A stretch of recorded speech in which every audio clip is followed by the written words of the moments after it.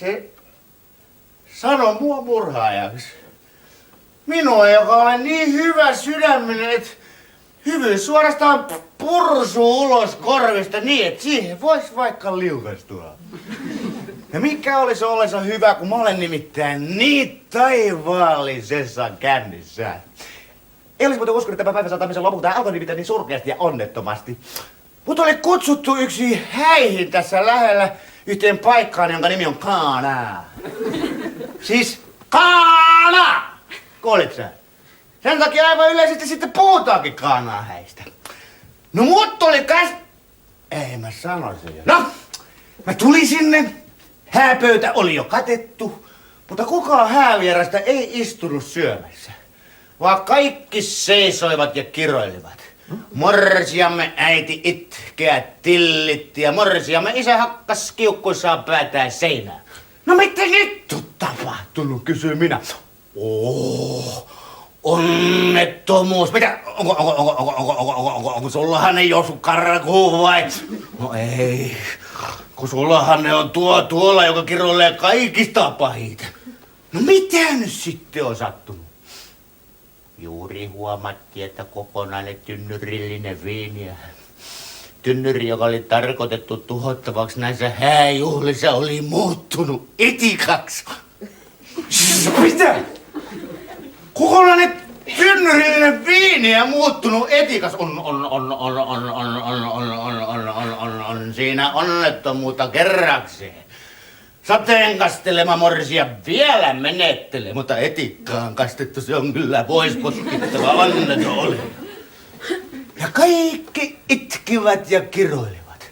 Morsiamme äiti repi tukkaa ja morsian itkeä vikisi ja morsiamme isä hakkas aina vaan päätään seinään. Sillä hetkellä tuli sisään yksi nuori mies, yksi tietty Jeesus, jota liikanimeltä Jumalanpojaksi kutsutaan. Eikä se yksin tullut. Ei suinkaan. Sillä oli äiti mukana. Se, jota ne sanovat neitsyöksi. Komea nainen. Koneinen. Ne oli kunnia vieraita. Ja sen takia ne tulivatkin vähän myöhään. No heti kun tää neitsyt kuulisi, että oli sattunut, että viini oli muuttunut etikaksi, niin se meni Jeesuksen luo sen Jumalanpojan. Ja onhan se nyt tietysti se neitsynkin poika.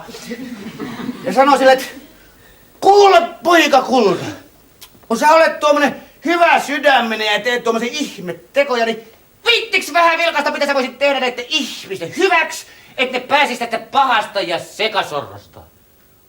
No. Heti kun neitsyt oli saanut tiedä, niin kaikki näki, kun Jeesuksen naamalle levisi semmonen lempeä hymy. Niin lempeä hymy, että jos ei siinä olisi pitänyt varansa, niin olis kyllä nuo polvilompiot tippunut varpaille. Oli muuten lempeä hymy. Sitten kun tää neitsyt oli papattanut nämä hommat läpi, niin Jeesus antoi sille pusun tuohon nenänpään ja sanoi, voisiks mä saada 12 ämpäriä kirkasta puhdasta vettä? No sitä tuli salamana! 12 ämpäriä kirkasta puhdasta vettä, niin mun teki ihan pahaa nähdä yhdellä kertaa semmoinen määrä vettä. Mä olin aivan hukkumaisillani, jumalauta!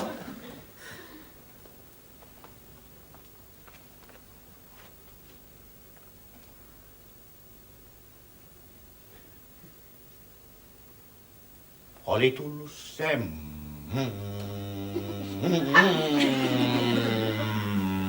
hiljaisuus, kuin olisi ollut kirkossa Jumalan palveluksen aikaa.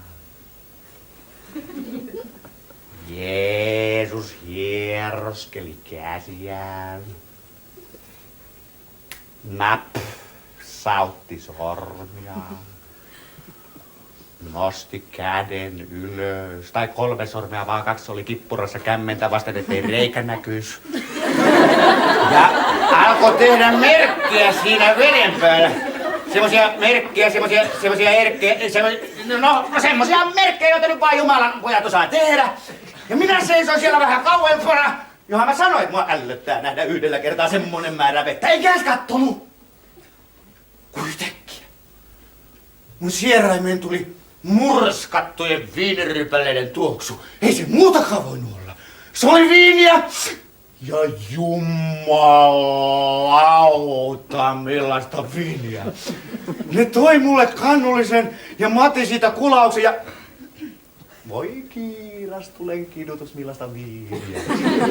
Pehmeä makuusta, pohjalta lievästi katkerahkoa, ihan vähän se helmeilevää. Ja siitä lähti semmonen punainen hehku, joka levisi kaikkialle. Ei sakkaa, ei sameutta, 3 vuotta vanhennettua, ainakin parasta vuosikertoa.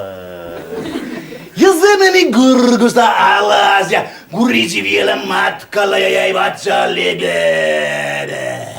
Sitten se tuli nopeasti sieltä ylös, tuli kurku ja tuli sieraimia, siitä lähti semmonen tuoksu, että jos joku olisi kulkenut siitä ohi, ja vaikka se olisi ollut kilpahevosen selässä, niin se olisi nuukassut, on kevät! Se olisi huutanut. Ja kaikki taputti käsiä ja huusi, että hyvä Jeesus! Sä olet jumalainen!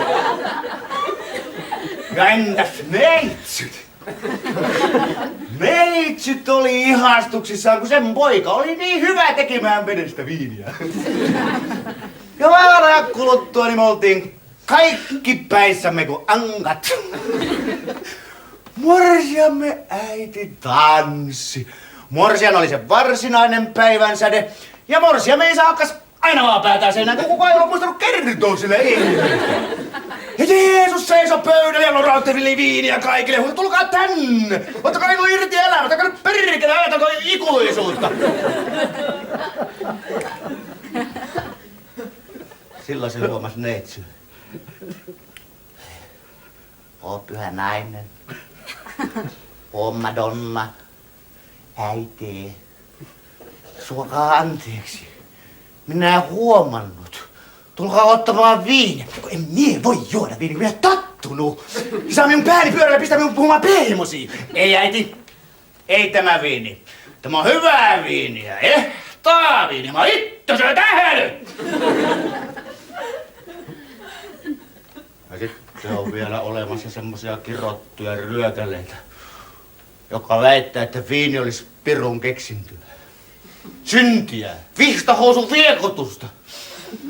Mutta luuletteko te, että jos viini olisi pirun keksintyä, niin Jeesus olisi antanut sitä äidilleen. Omalle äidilleen. Sillä se rakastaa äitiään enemmän kuin minä kaikkea maailman luumuvinaa yhteensä. No ja, se on kyllä taattu, että jos Isä Jumala sen sijaan, että se opetti Noakille sen hienon konstin, miten musertaa viinirypäleitä ja tehdä niistä viiniä, niin olisi heti alussa opettanut se Aatamille. Heti! Ennen kuin se Eeva ilmestyi sinne. Ei oltais tässä kirrotussa maailmassa. Oltais kaikki paratiisissa. Kaikki olis toisia sillä hetkellä, kun mikä tää nyt on? Niin, käärmeenryökäle. Lähestyi Aatamia ja sanoi, että Aatami, omena. Aatami, hyviä, makeita, punaisia omenaita. Kaikki olis toisia, jos Aatamilla olisi ollut silloin kannullinen kunnon viiniä. Niin se olisi potkassu helvettiin kaikki omenat. Ja me oltais nyt kaikki paratiisissa. Se kuolemaa synti on. Hedelmät nähkääs. Eihän niitä ole syötäväksi tarkoitettu semmosena. Ne täytyy polkea ja murskata. Ja poljetusta omenasta tulee hyvää siideriä, kirsikosta tulee hyvää makeaa kirsikkaviiniä ja viinirypäleet. Se on synti syödä niitä. Ne täytyy murskata ja niistä täytyy tehdä viiniä. Ja se on kuulkaa vissi, että niille ihmisille, jotka on ollut tässä elämässä hyviä ja rehellisiä ja kunniallisia, niin niille taivas on pelkkää viiniä.